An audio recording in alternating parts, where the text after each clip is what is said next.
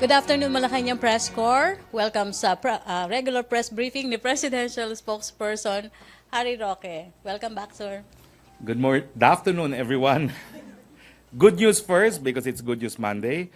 There's increased minimum wage for kasambahays in NCR, an increase of 1,000 pesos in the minimum wage for kasambahay or domestic helpers in the NCR was approved by the Regional Tripartite Wages and Productivity Board last month as immediate relief measure to manage the rising cost of living.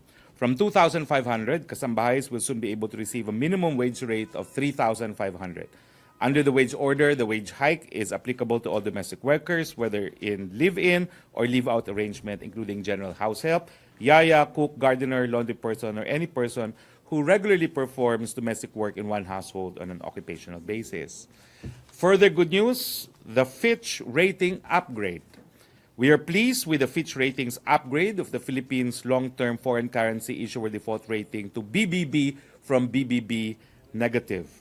The global leader in credit ratings and research likewise made its forecast that the Philippines will have real GDP growth of 6.8 in 2018 and 2019 due to expected higher infrastructure spending. Our stable outlook comes after the country's strong and consistent microeconomic performance, sound policies which support high and sustainable growth rates, and strong investor sentiment due to concrete domestic demand and inflows of foreign direct investment. Fitch also noted that investor confidence remains unaffected, citing that there's evidence so far that incidents of violence associated with administration's campaigns against the illegal drug trade. Now, of course, you have copies already of the letter sent to Congress, so you cannot complain that the House of Representatives beat you to reporting it. So we have the official communication to Congress dated 8 December 2017 asking for further extension of the proclamation of martial law and suspension of the privilege of the writ of habeas corpus. The President cited the letter of Secretary of National Defense Delfin Lorenzana as martial law administrator, stating that based on current security assessments made by the Chief of Staff, Armed Forces of the Philippines, recommending the extension of martial law for another 12 months or 1 year beginning 1st of January 2018 until 31 December, covering the whole island of Mindanao primarily to ensure total eradication of Daesh-inspired Dawatul Ismaiya Waliyatul Masrik, other like-minded local foreign terrorist groups and armed lawless violent groups and communist terrorists and their coddlers, supporters, and financiers. We're hopeful that Congress would see the need for further extension of martial law, as explained in PRRD's official communication, to finally put an end to the ongoing rebellion in Mindanao. Public safety, after all, is our primordial concern. We must unite against these evil forces. So you have a copy of the letter, which I believe had already been received by Congress this afternoon. Now, just to set the record straight, because there are ongoing fake news that I personally oppose Secretary Obial because she opposed the dengue vaccine. I have with me the video of my testimony in the Commission on Appointments.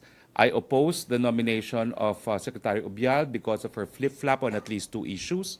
On the Zika virus, she started by saying we didn't have it, admitted we had it. She said it was not endemic, and then information came out that as early as the 1930s, we knew that Zika was endemic in the Philippines, which affected the proposed response, which then was a 500 million budget for the Bureau of Quarantine, which I believe went to waste because Zika being endemic, the solution is still to have cleaner neighborhoods. On the issue of dengue, she flip-flopped twice on this issue. She started out by attempting to stop it, then she implemented, she attempted to stop it, then she implemented.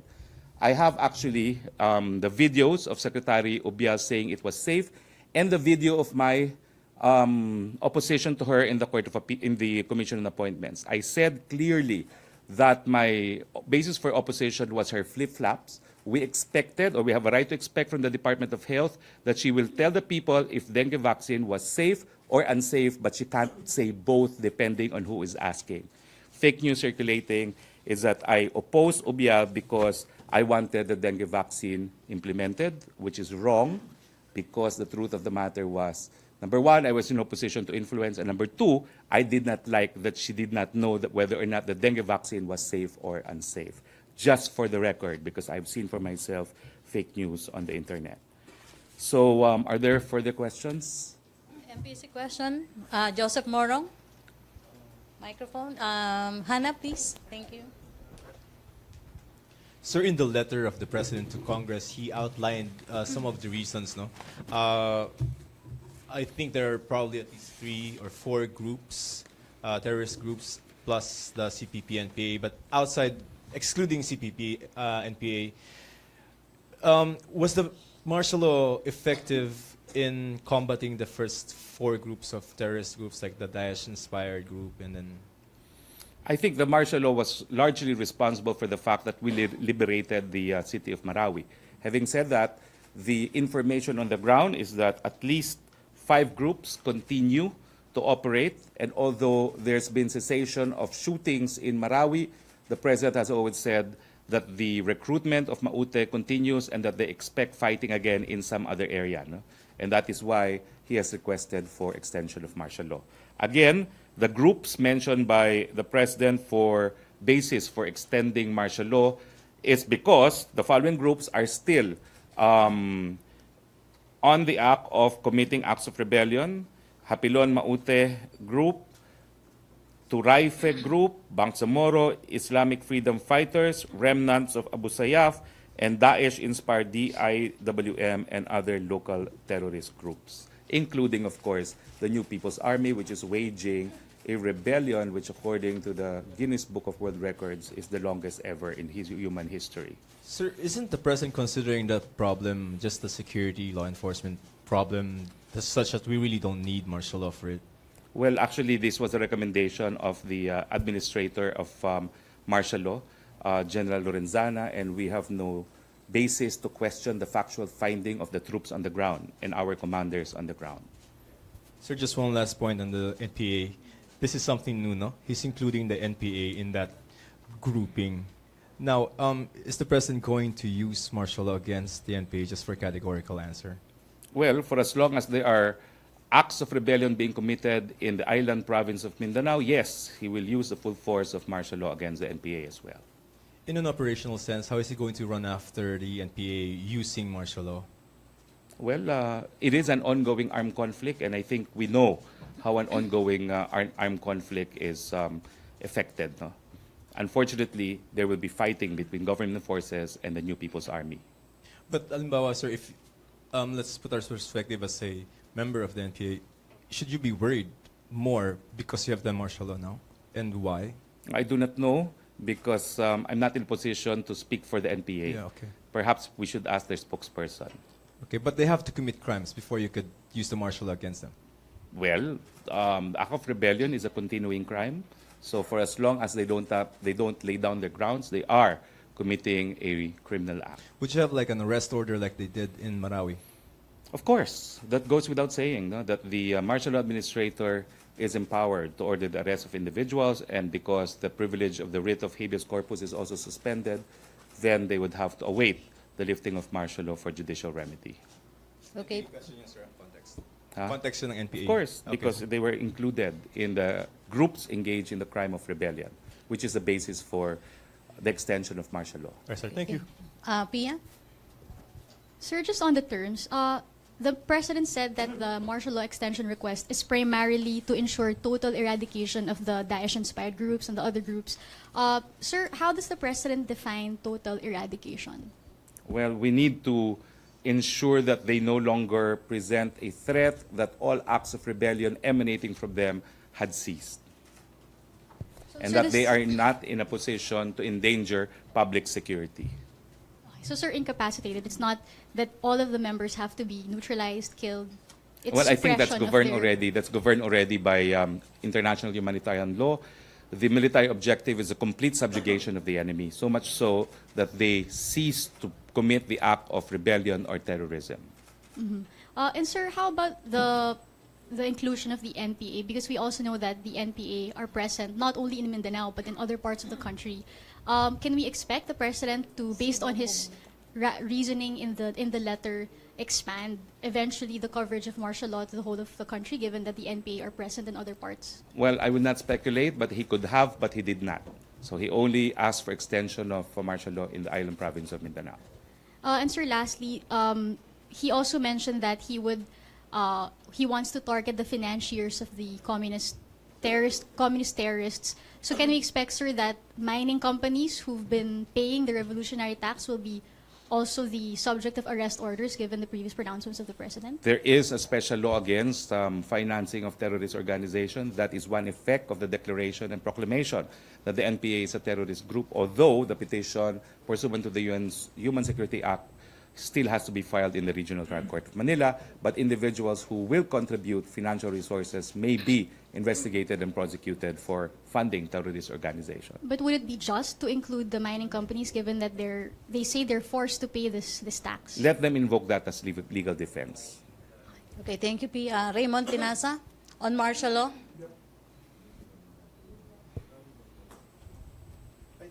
Sir, good afternoon. Sir, given malapit na mag-recess yung session ng Congress, so are you still confident na this request of the President will be ultimately granted before the previous extension would expire?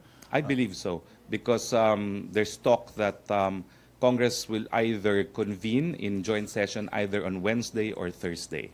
So if it's Thursday, then they will have to have a special session. Sir, lastly, so aside from those previous terrorists in the arrest order from the Department of National Defense, so do we expect that the list would be expanded, including now the NPA members? That's to be decided by the martial law administrator, and I will inform you if he does, Thank you, sir. in fact, do so. Still on martial law, Rose Novenario. Ay, Sir, good afternoon. Yes, Sir, Rose. nung unang-unang pagdeklara ng martial law ni Presidente, sabi po niya pinopondohan ng illegal drugs yung terrorism sa Mindanao. At actually kasama dun sa may arrest order yung ilang narco-politicians. Bakit po ngayon hindi niya nabanggit yun as reason for the extension of martial law? Well, he doesn't need to because this is just an extension. The ground basically is there's still acts of rebellion being committed, but I'm sure that these groups are able to conduct the crime of rebellion for as long as they have because of drug financing precisely. So included po yung, may include pa rin po yung narco-politicians o yung arrest order po ng previous declaration of martial law is in effect pa rin po? That will still be in effect because it hasn't been lifted. Okay, thank you. Okay, still on martial law. David, to be followed by Philip, Ace, and Joseph. Sir, is it clear to the President, based on the letter or the explanation of the SND and AFP chief, kung bakit po 1 year, ano yung mga parameters na kinonsider kung bakit ganito katagal ang magiging, as inihiling na extension? Well, I think they want a final period to deal with these acts of rebellion. But then again, even before, we gave ourselves a timeline on when to liberate Marawi, and we failed to actually meet those deadlines. So let's just give them the leeway. Because after all, as soon as it is extended, it can be cut short if there's no need for it. Thank you, sir. Okay, Philip. Sir, good afternoon. Senator Drilon is saying that there's no factual basis for extending martial law because there's no actual rebellion in Mindanao after the liberation of Marawi. Well, we are relying on what the commanders and the troops are saying, and these commanders and troops are on the ground. We're not in a position to second-guess them. In any case, they're free to challenge martial law anew in the Supreme Court, but please note that there's been 2 challenges, and in both instances, the palace has been upheld. Sir, the Archbishop of Cagayan de Oro, Archbishop Ledesma, is saying that the extension is unnecessary because the police and the military can deal with these problems through their normal capacity. Again, I'm not in a position to substitute the view of the Archbishop in his view in favor of the view made by the military commanders on the ground. He is also concerned that it might affect the economy of Mindanao if it's going to be a 1-year extension. So far, it hasn't. The economic figures that we have reported, all of which show solid performance of the economy, include, of course, the economy in Mindanao. Thank you, sir. Ace. Secretary, just for the record, why did the President cite the NPA threat in the request to extend martial law? Because we expect intensified fighting on the part of the NPA.